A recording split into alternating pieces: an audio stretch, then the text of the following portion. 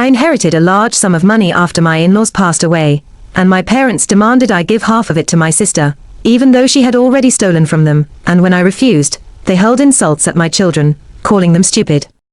That moment shook me deeply. I'm 35, my husband is also 35, and we have 2 kids, our daughter who is 7 and our son who is 5. My father-in-law had built his own business from the ground up, and my mother-in-law practiced law for many years. They were both incredibly devoted to saving. They put aside nearly everything they could to ensure their family had a secure future. Because my husband and I already earn enough to support ourselves comfortably, we intended to spend this inheritance on our children, on their educations, extracurricular interests, college, and even potential emergencies as they grow up. But my parents came to learn about the inheritance shortly after my in-laws' funeral, and that's where everything escalated. They confronted me once the funeral guests departed, cornering me with a startling demand. They wanted me to split the inheritance in half and hand half of it to my older sister, Maya, who is 37. Their rationale was that she had recently gone through a catastrophic divorce, that she was unemployed, and that she needed a luxurious break to recover. Because I was her younger sister, they believed I should graciously cover all her travel expenses, and perhaps even more beyond that. I was dumbfounded. The funeral wasn't even over for more than a few hours, when they began hinting that I must funnel my kids' future financial stability toward my sister's vacation. Their stance was that she deserved to decompress and relax, presumably on a beach somewhere, with my in-laws' money. A little context. Maya has always been lauded by our parents as the quintessential golden child. Throughout her school years, she excelled in every competition imaginable, consistently brought home perfect grades, participated in every possible event, and accumulated an ever-expanding group of friends. She was, and still is, exceedingly social, charismatic, and outwardly ambitious. Meanwhile, I was much quieter. Though I also got excellent grades and often found myself near the top of my class academically, I had fewer interests in joining clubs or sports teams. It wasn't that I was incapable. I simply preferred reading or drawing in my spare time. But from our parents' perspective, my quiet nature paled in comparison to Maya's drive, sparkle, and popularity. No matter how well I did on a project or test, my parents would offer no more than a quick, well done, while Maya's every small feat was framed, in some cases literally, and displayed for everyone to admire. For instance, if Maya brought home a simple participation ribbon, our parents would ceremoniously pin it on a bulletin board where all visitors could see it. Whenever I landed first place or set a class record, I might get a nod of acknowledgement, but nothing more. Over time, I realized that I would never become the star of the family, so I shifted my energy toward my own goals and tried to shrug off the pangs of jealousy or hurt. Part of the reason Maya was so thoroughly cherished is the family history behind her birth. Before Maya, my mother experienced 3 heartbreaking miscarriages, and doctors had even warned her she might not carry a pregnancy to term. Maya's successful birth felt like a miracle, and to my parents, she embodied this almost magical hope they had clung to during their struggles to have children. By the time I was born, my mother's anxiety had presumably dissipated, and they had already poured so much of their emotional investment into Maya that my arrival was met with less fuss. At least, that's how it often felt to me. It wasn't as though they were cruel to me in my childhood, but it was glaringly obvious where their attention and adoration were aimed. Whenever Maya even hinted she needed or wanted something, our parents scrambled to fulfill it.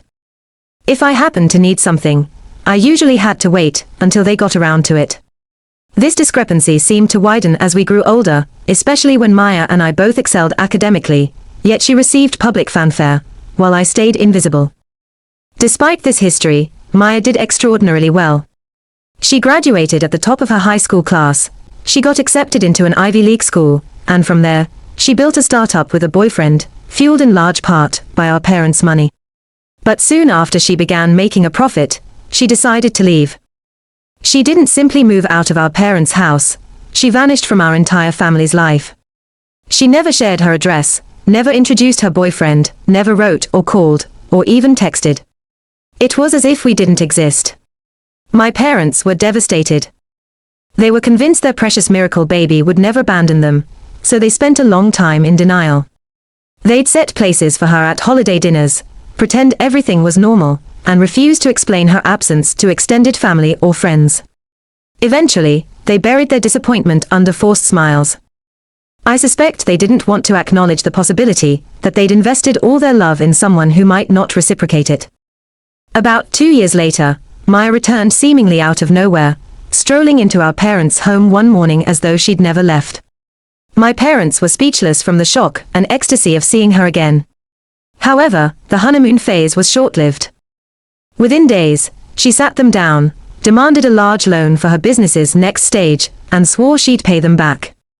Despite my parents already enduring so much heartbreak over her disappearance, they eagerly threw piles of money at her, thrilled for another chance to prove their devotion to the daughter they idolized. The next day, she was gone again, vanished as abruptly as she had arrived. This second abandonment broke my parents for a while, but they continued to cling to the faint hope that their golden child would someday come to her senses. Over the years, we heard bits and pieces, rumors that her business had both boomed and busted, that she'd been living in different cities, and that she'd been dating or breaking up with an array of people. But she never reached out to us directly, no letters, no calls, nothing. Then, 15 years after she first withdrew from our family, she reappeared yet again, showing up at my parents' doorstep. By that time, my parents had already suffered multiple betrayals from her, so one might assume they would be cautious. Instead, they reacted with excitement and a rush of relief. Maya explained how she had married her boyfriend from college, that their joint venture initially brought in a comfortable income, but eventually, the business collapsed. She added details about how her husband started going out late at night, neglecting her, and how she ended up cheating on him with one of his own friends, a scandal that led to an ugly divorce, complete with extra drama on all sides.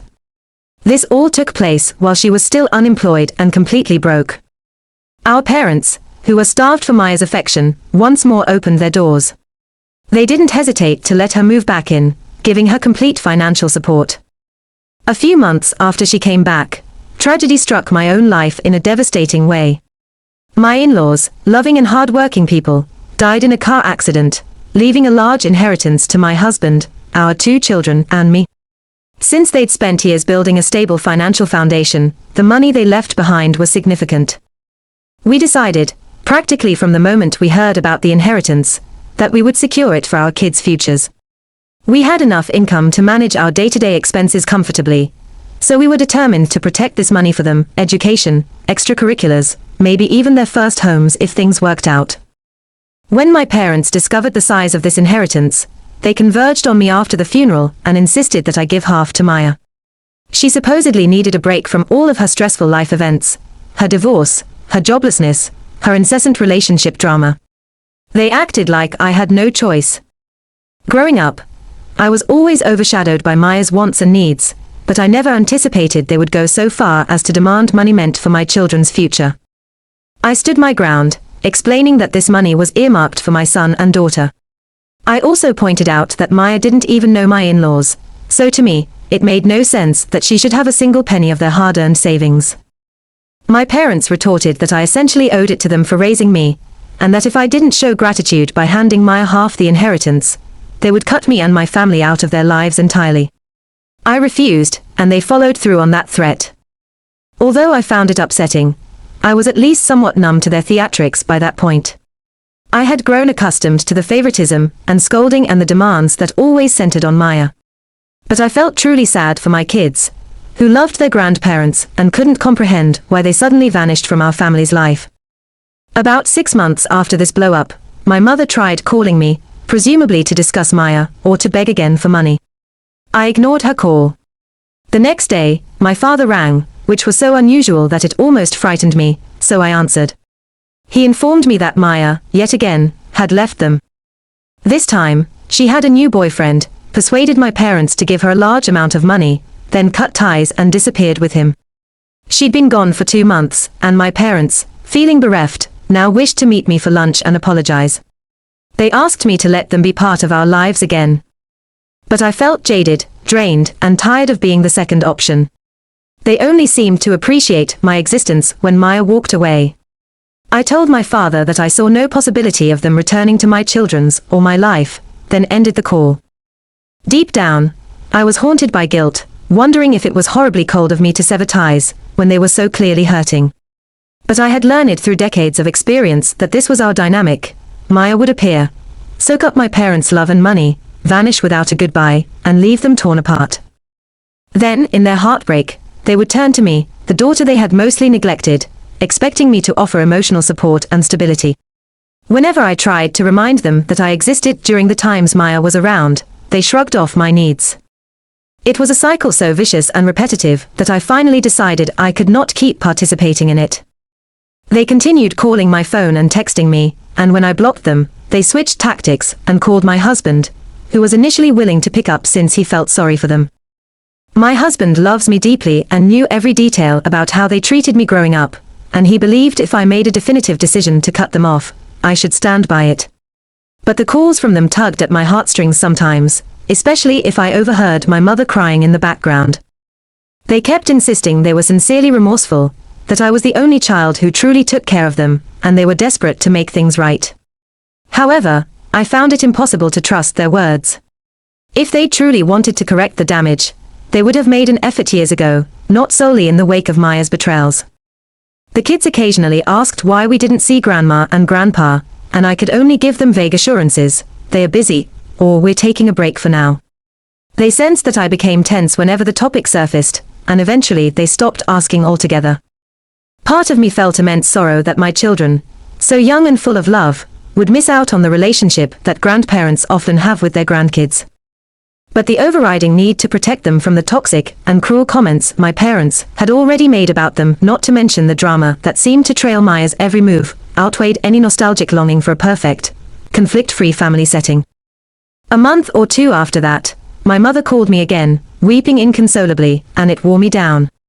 I agreed to meet with them one afternoon for lunch at a nearby restaurant, expecting some big confrontation, or an onslaught of accusations about why I refused to give Maya her share of the inheritance. Oddly, they greeted me with polite smiles. My father offered a subdued apology, saying he felt guilty for neglecting me. My mother barely spoke, which was uncharacteristic, only muttering that she was sorry for not making me a priority. It felt staged, as if they believed a gentle approach might melt my defenses. I couldn't shake the suspicion that if Maya walked in at that moment, they'd instantly forget I existed, or if Maya came back to them the next week, I'd be swept under the rug. When they asked if I would consider letting them back into my life, I told them no. They looked wounded but didn't protest.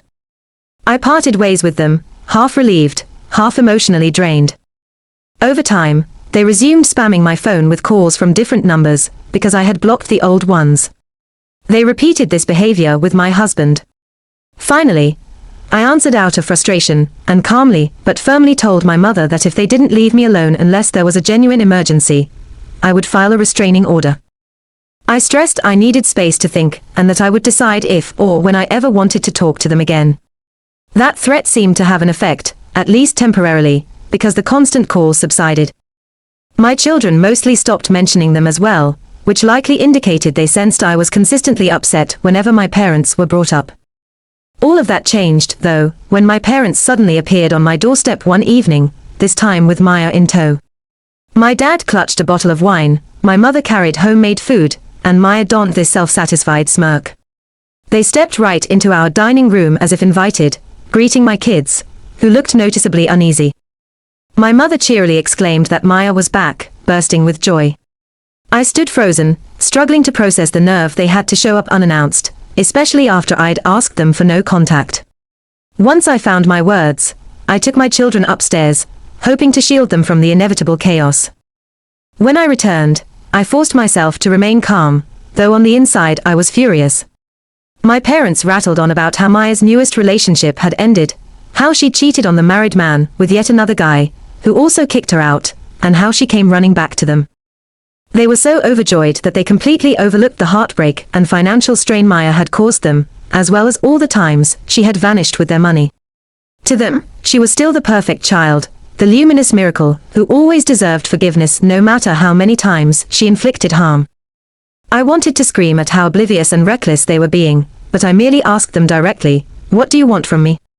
They seemed puzzled, or at least pretended to be, as though they truly didn't grasp how upsetting this was. Maya, for her part, sat there with a confident look, saying nothing, but beaming like she'd won some contest. I finally told them they had to leave. It was late, my family needed dinner, and their intruding presence made me incredibly anxious. To hasten their exit, I agreed to come by their house the following week for lunch. They left happy, with my mother squealing something about us finally being together again, refusing to see the reality that I was seething inside. When I did keep that lunch appointment, it was as tense as I had expected. The conversation started with superficial chit-chat. My dad asked how my kids were, my husband's job, my own work, etc. Then, my mother, showing more boldness, dived directly into the real reason they wanted to meet, the inheritance. Without preamble, she demanded once more that I share half of it with Maya, who apparently deserved it after such heartbreak and trauma. I countered that the money was destined for my children's futures, repeating that Maya didn't even know my in-laws, so it made no sense for her to receive their hard-earned savings. My mother shot back that it didn't matter if Maya knew them or not. She was entitled to the money because life had been so cruel to her. I was already irritated, but I tried to remain diplomatic, emphasizing that I wasn't budging. Then, my mother made a vicious remark about my kids being too stupid to benefit from the inheritance, basically implying I'd be wasting the money. That was the final straw. Any hope of a possible reconciliation died on the spot. I screamed at them for being such terrible parents, for exalting Maya even though she repeatedly stole from them and cut them out of her life while I, the daughter they barely acknowledged, was constantly held to higher standards and still got the short end of the stick. Tears streamed down my face as I berated them for mocking my children and disrespecting my in-laws, who had done nothing but work hard and save that money for their legacy. I stormed out, blocked them everywhere I could, and wished never to speak to them again. Several weeks later, they showed up at my house once more. This time, Maya was nowhere to be seen. My parents looked sheepish and depressed, and I instantly guessed Maya must have abandoned them yet again. I refused to let them inside. I stepped outside onto the porch, and firmly shut the door behind me so my children wouldn't have to witness another meltdown. My mother started wailing that Maya had left, as though I was supposed to be shocked. When I chuckled at the predictability of it, she screeched at me for my cold attitude, claiming that if I'd just handed Maya half the inheritance, she would have stayed forever and given them the familial bliss they always wanted. The notion was absurd, and I let them know I found it hilarious that they still believed Maya would ever stick around if she had free rein to hop to the next lavish or exciting scenario. My father, who had stayed quiet, then claimed he was done with Maya, that he realized it was hopeless to keep letting her come back. He said he did so only because my mother kept pleading with him, referencing Maya's miracle birth. I told him I didn't believe his story. If he truly disagreed with how my mother had handled things, he should have spoken up years ago, especially when they demanded I forfeit half my inheritance. But he never did. Instead, he watched while they insulted my children and threatened me, all for Maya's sake. My parents then asked if they could see the kids, one last time at least, before leaving, and I refused, reminding them how they had degraded my kids at our last lunch. They had no business being around them anymore. I calmly but firmly told my parents to leave my property, and I informed them that I would be filing a restraining order if they continued disturbing my peace. I followed through on that threat. For a moment, I felt guilty, these were my parents, after all. But I also felt an enormous relief, like a weight had lifted off me and my family.